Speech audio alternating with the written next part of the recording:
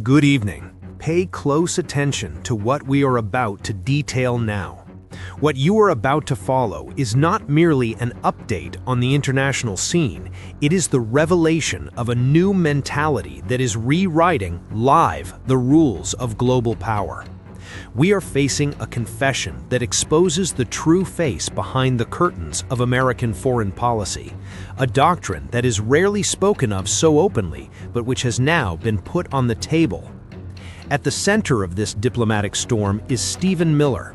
He is not just any official, he is one of President Donald Trump's top and most influential advisors. In an explosive interview granted to CNN, Miller minced no words. He defended a brutal worldview where what he calls the iron laws of force and power are the only truth that matters.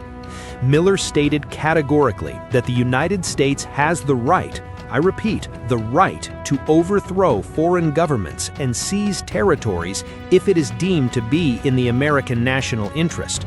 And he was very specific about where this theory applies in practice today.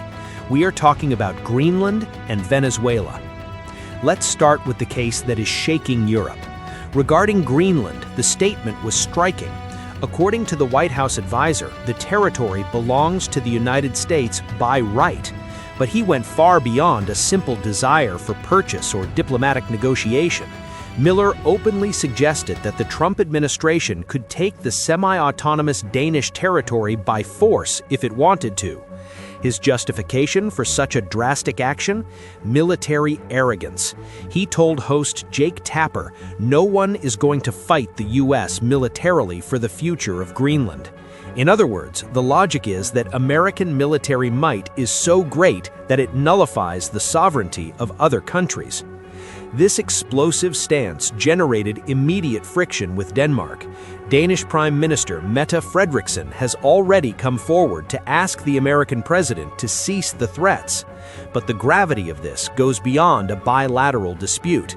An eventual seizure of Greenland by force would break one of the central pillars sustaining NATO. Remember that Denmark is a founding member of the military alliance. Under the NATO treaty, an attack on any member country is considered an attack on all. By threatening an ally, the U.S. is putting in check the very alliance they lead. Now let's look at our continent, where the situation is even more concrete. Miller's audacity did not stop at the Arctic. He reiterated that the United States is, in practice, already governing Venezuela. This comes right after the controversial American operation that resulted in the arrest of dictator Nicolás Maduro and his wife in Caracas. But what does governing Venezuela mean in Stephen Miller's view? He dismissed international treaties that guarantee the independence of nations and explain the mechanics of financial domination.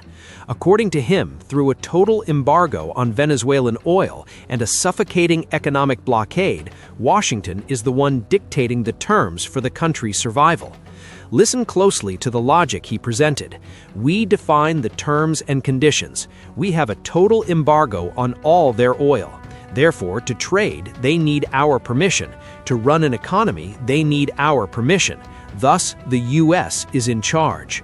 For Miller, controlling the economy of a country of 28 million inhabitants gives Washington effective control of the nation, turning Venezuelan sovereignty into a piece that depends exclusively on the will of the White House. It's worth noting that this view generates controversy even within the American government. While Speaker of the House Mike Johnson tries to argue that the U.S. is not involved in a military occupation, Miller insists that Americans are indeed in total command. The truth is that this stance was unmasked and harshly criticized by the international community and domestic opponents. Independent Senator Bernie Sanders reacted immediately following the interview. He classified Miller's statement as, and I quote here, a great definition of imperialism. Sanders warned that Trump made it clear that the goal is to take Venezuela's oil, comparing the situation to what happened 50 or 100 years ago when great powers exploited poor countries for their natural resources.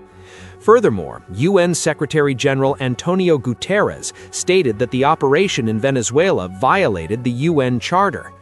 What Stephen Miller revealed in this interview was not just a strong opinion, it was an exposed map of an imperialist ambition that, if realized, could change the political and economic geography of entire nations. With Greenland and Venezuela being pointed out not as partners but as targets, the world wonders, are we seeing the beginning of a new era where brute force is the only law left? We will continue to follow every development of this new doctrine, and especially how the world will react to this so-called iron law. Stay with us.